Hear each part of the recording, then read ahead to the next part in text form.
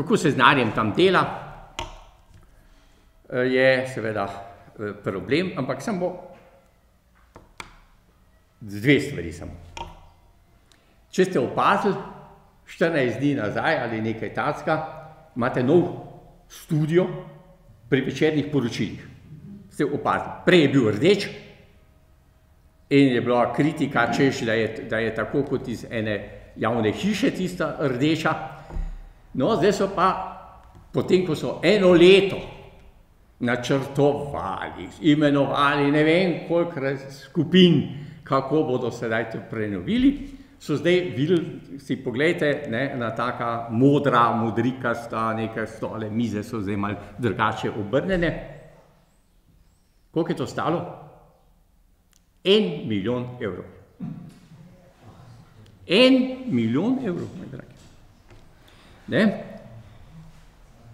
Mi smo sklenili že pred dolgim časom, zelo na mojo pobudo, da karkoli že RTV Slovenija dela, denar za kulturno-umetniške programe se ne sme zmanjšati. Se ne sme zmanjšati. To je bil potem sklep sveta in s tem se je končali. Ker so pa tam redakcije, izobraževalne, zabavne, športne in še kakšne, poleg kulturne, informacijske in tako. Če ste vi opazili, je zdaj začela RTV Slovenija prenašati tudi Formulo 1. Prej je bil to Pop televizija, ki je prenašala, sedaj je to zaradi gledanosti, da bi več ljudi pritegnili gledati televizijo Slovenijo kot Pop, da bi bilo atraktivno, ker to potem vedno se reče, če ga navadiš, da bo tisto gledal Formula 1, potem bo tudi pri poročilih večkrat pritisnil, ker se mu bo zdelo ta kanal ali ta oddajna hiša zanimiva. S tem, ko se je RTV Slovenija odločila, da bo prenašala Formula 1, so stroški za Formulo 1, za tistih par tekem, ki jih prenašajo, tisto ropotanje in zapravljanje denarja, ekologi bi to imeli kaj še zraven reči, stane samo tistih par prenosov Formule 1 več kot celotni program kulturno-umetniškega za celotno televizijo Radio Slovenija. Več. Torej, samo toliko, da imate malo ene predstave, kaj se tu vse dogaja. Zdaj seveda denarja, ki ga RTV Slovenija dobi, jaz upam, da nisem dolgočasen. Malo ilustrativno. Denar, ki ga Slovenija dobi, je komaj malo več kot polovica za celoten program, pa za plače in tako naprej. In zdaj seveda mora to televizija nekje ostalo dobiti in seveda to potem pridemo na tisto, kar je ena najbolj bolečih ran in vedno znova tudi problem kvote. To se pravi gledanost.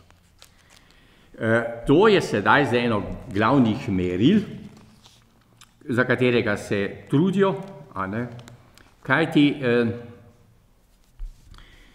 te zasebne televizijske postaje jemljajo gledalce Radioteleviziji Slovenija. In zdaj, namesto da bi Radiotelevizija Slovenija z kvaliteto tekmovala,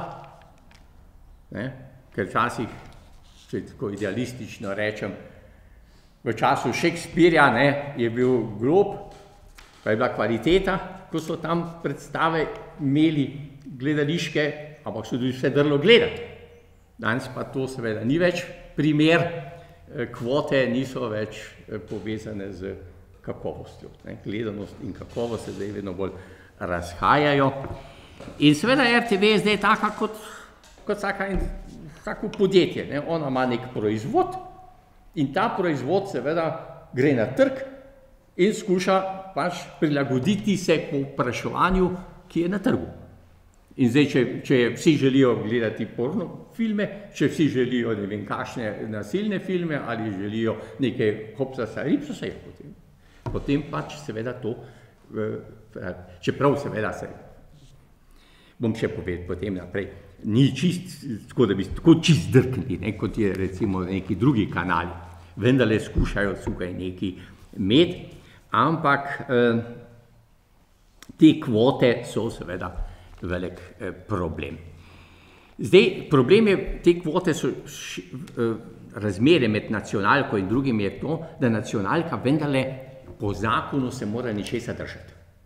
Recimo, mora 40% neke slovenske produkcije imeti, pa neodvisnih producentov.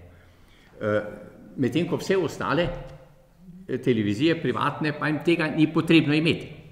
One lahko od zjutraj do večera filme predvajajo take ali onake ali karkoli, samo ameriške, ker RTV Slovenija mora tudi, spet so tam eni predpisi, koliko filmov in tega mora evropske produkcije imeti. To je Evropa vendarle postavlja, ne samo ameriške, neko drugi tega kriterija recimo nimajo. No, tako da je to seveda en problem in potem seveda iz gledanosti, iz reklam. In pa RTV Slovenija se ta trenutek rešuje skozi to, da so imeli enkrat eno srečno roko pred ne vem kolikimi leti, 15 leti, da je RTV Slovenija imela nek višek in so tisti denar dali v nakup enega deleža, enega evropskega medijskega satelita. In ta satelit je zdaj vreden ogromen. Ta delež naš in seveda je zakon, sklep je bil jasno, da deleže od tega, če se jih prodaja, se sme samo za izboljšanje tehnično in tako naprej. V resnici zdaj televizija že nekaj časa te deleže prodaja, da sploh program lahko izpeljuje. Tako da je ta še en problem. Poleg tega je pa RTV Slovenija še tole naredila, da je oddajnike prodala in oddala za bagatelo raznim zasebnim televizijskim hišam. Tako da kanale. Tako da je to še ena ponesrečena zadeva. No, zdaj, kar hočem reči. Samo še to, da jaz vidim. Zdaj, ni problem samo konkretne oddaje, da iščejo za konkretno oddajo, da bi bila čim večja gledanost. Ker gledanost televizije Slovenije pa pada, močno pada. In je to seveda, in zdaj pa tudi ni samo, da močno pada, ampak seveda je tudi zaradi vsesplošnega gospodarskega stanja tudi vedno manj reklam. In ker gledanost pada, tudi je vedno manj reklam že zaradi tega, ker pač tisti, ki jih želijo, ne bodo dali na eno gledanje, ker jih je malo. In en začaran krog tlele. Je še povrh. To se pravi, ne gre samo za eno oddajo. Oni imajo televizijci, imajo oni še izraz shit point. To se pravi, preden ti recimo eno oddajo imaš, za katero želiš, da te gledajo, recimo neko zabavno oddajo ali neko drugo tako, za katero želiš, je ta kvota seže sedaj že v oddajo pred njo. To se pravi, ti moraš zdaj pred njo narediti neko oddajo, da bodo ljudje že tisto gledali, da bojo potem enostavno še ono ta drugo gledali. To se pravi, pred poročili, shit point pa pomeni, seveda, če tako globoko rečem, da on ne odpre sedaj, recimo, če so poročila ob 7, da on ne bi odprl zdaj televizijo ob 3:45 in bi rekel, Drekle pa nič ni za mene. To pomeni ta shit point. To se pravi, on mora zdaj še potegniti še naprej neko kozlarijo, nekaj tako na okus ljudi prirejenega, da bi tisto oddajo potem gledali. Velik problem je, kako pripraviti ljudi, da bojo gledali recimo večerna poročila, moraš ti zdaj prej nekaj zabavnega, nekaj tacka noter dati in tako naprej in tako gre vsaka oddaja naprej. Zdaj, velik in zanimiv problem je to, da ko ti to kritiziraš, kaj oni predvajajo, pa to, pa ono, pa tretje, prideš vedno na eno stvar, ko se reče, to je stvar okusa. Torej, To, kar ti zdaj govoriš, pa se zauzemaš, pa kritiziraš, to je stvar okusa. Ne vem, tukaj se mi zdi, da je enkrat Vinko Ošlak v eni svoji knjigi zelo lepo o tem pisal, kaj je stvar okusa. Namreč, a je to čisto res, da je to stvar okusa? On je rekel, seveda, vsak okus je subjektiven, ampak ni pa vsak okus enak. No in potem je on to imel, to je potem, kot da bi tam nek strokovnjak za vina, bi rekel, ja, njegov okus je enak kot pa tistega pijančka tamle, in imata oba enake okuse, ali pa potem, recimo, v gastronomiji nasploh, bi bili vsi okusi enaki.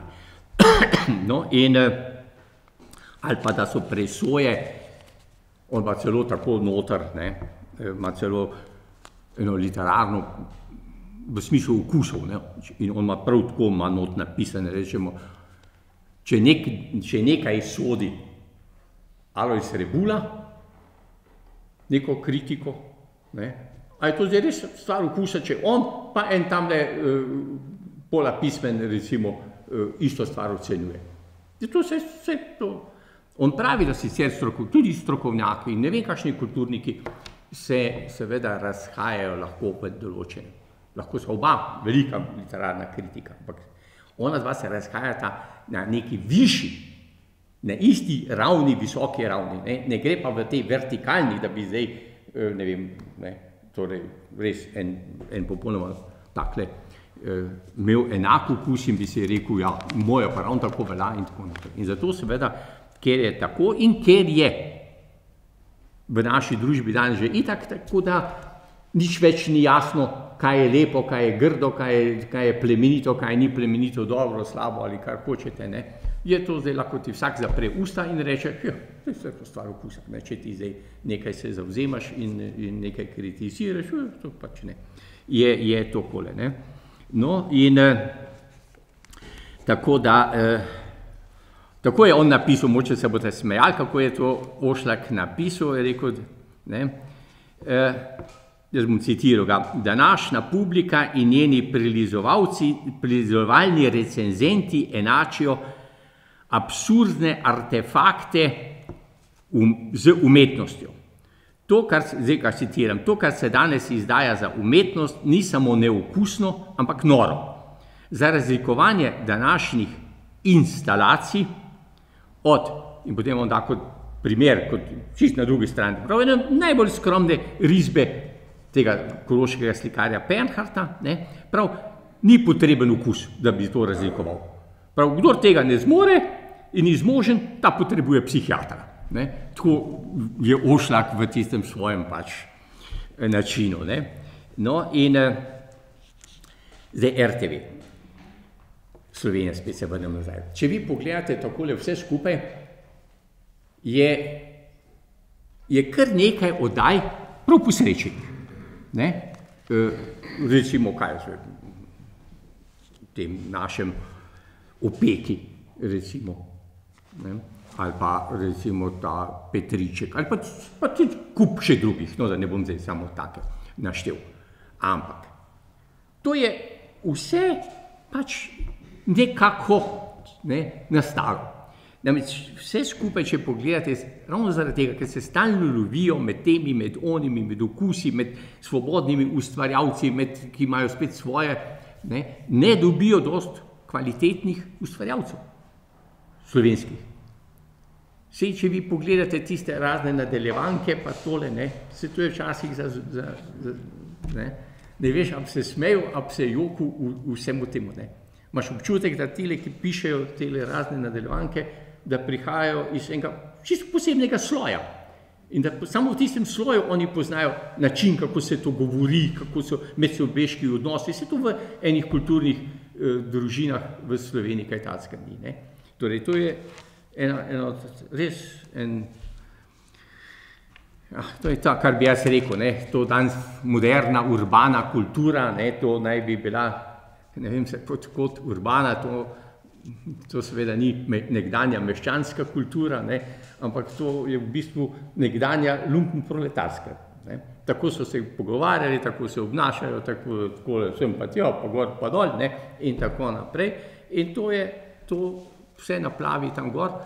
Ni pa, ne morete pa dobiti, in so že poskušali dobiti kakšne podenk, da bi kdo kaj pisal za televizijo, ker so honorarji nizki, ali jaz ne vem kaj še vse. Tako da je zelo težko. No, kaj hočem jaz povedati, ene oddaje so dobre, večinoma so slabe ali pa takole, ne, pač take. To je vse odraz, da pravzaprav televizija, taka kakršna je, nima res nobenega osrednjega, vodilnega, nekega kompleksa idej, ki bi preveval vse dele programa, nima nobenih nekih, se pravi, ta uredništva, neke vizije, neke družbene, neke humanistične vizije. In zato nanese, enkrat jim nekaj rata, enkrat jim ne rata, pač tako kot to, ne, se pojavljajo stvari. Mi smo že dosti hoteli, da bi televizija, recimo,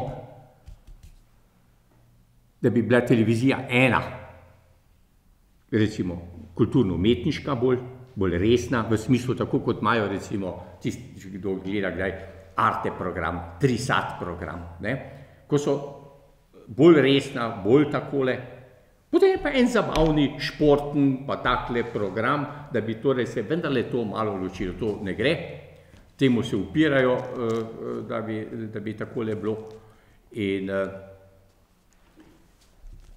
polno stvari je zadaj, no, ki še ne boš čisto razumeti. Medtem ko tisti tretji program je spet ponesrečena zadeva, ne, takrat pod Janševo so toliko jamrali, pa smo jamrali, da ne pokaže vsega, kaj se dogaja tam. Zdaj se je to spet, seveda, druge prišli gor in se lovijo in nimajo nekega jasnega koncepta in se potem ponavljajo, ker nimajo programov na drugem, pa na tretjem, pa na prvem, pa skratka, teh ponovitev je vedno več, ker ni denarja za programe. Skratka, ni nekega tacka, ki bi šel skozi vse, kot sem rekel. Zdaj seveda, da ne bom zdaj predolg, samo malo pogledal, ne.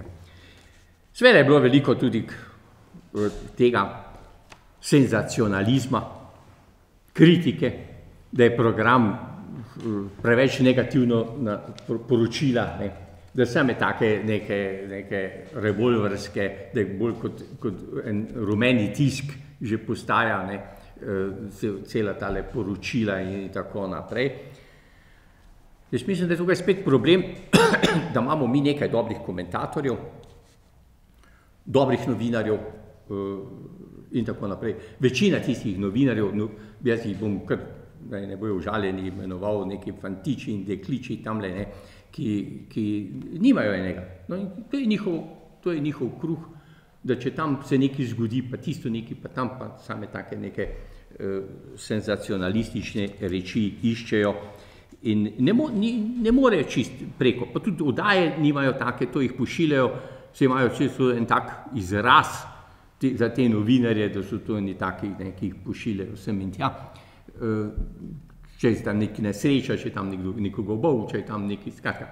In se tega le krmi in je bilo veliko že govora na svetu, da naj enkrat tudi kaj lepega pokažejo, pa sem pa tja, da ne bomo vsi skupaj začeli sovražiti samega sebe ali Slovence kot take.